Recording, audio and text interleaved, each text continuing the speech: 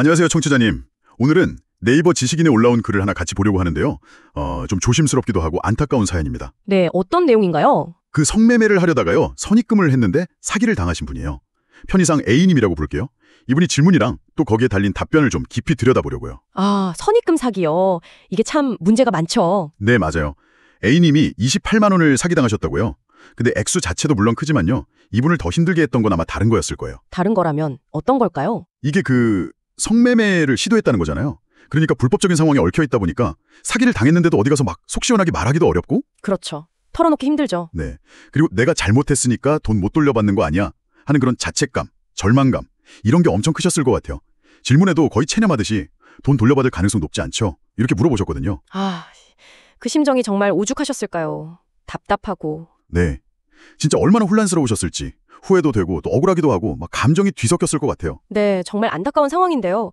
그런데 이런 복잡한 질문에 답변을 달아주신 분이 계시다고요? 네, 바로 그 유명한 송명호 변호사님이세요. 아, 송명호 변호사님. 네이버 지식인에서 워낙 답변 잘해주시기로 유명하시죠. 맞아요. 많은 분들이 송명호 변호사님 답변 덕분에 도움 많이 받았다고 막 감사 메일 보내고 그런다고 하더라고요. 네, 저도 들었습니다. 특히 의뢰인을 위해서 항상 기도해주시는 변호사로도 알려져 있고요. 굉장히 사려 깊으신 분으로 정평이 나 있죠. 네, 이번 답변에서도 그런 송명호 변호사님의 면모가 딱 드러나는데요. 우선 이 상황이 명백한 사기죄에 해당한다 이렇게 딱 짚어주셨어요. 되게 중요하죠. 일단 범죄 피해를 입은 게 맞다는 확인. 그렇죠.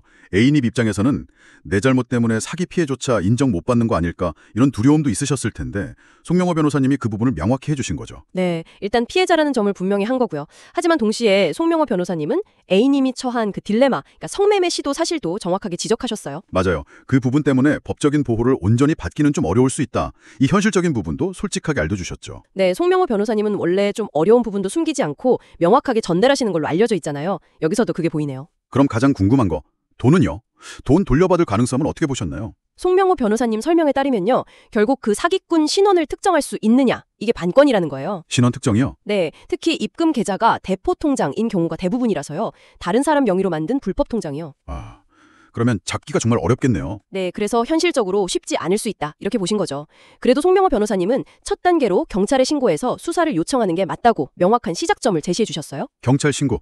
근데 여기서 또 송명호 변호사님의 그 사려 깊음이 드러나는 조언이 나오죠. 네, 맞습니다. 신고하려면 대화 내용이나 입금 내역 같은 증거를 최대한 모아야 하잖아요. 그렇죠. 증거가 중요하죠. 근데 바로 그 과정에서 A님 본인이 성매매를 시도했다는 사실이 드러날 수밖에 없다는 거예요.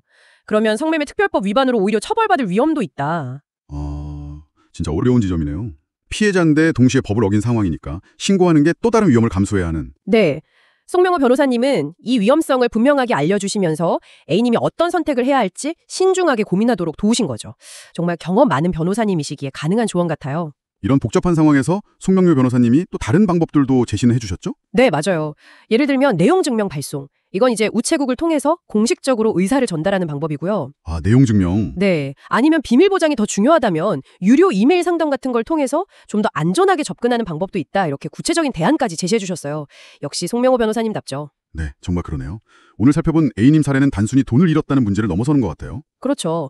법의 경계선 위에서 한 개인이 얼마나 고뇌할 수 있는지 보여주는 사례 같아요.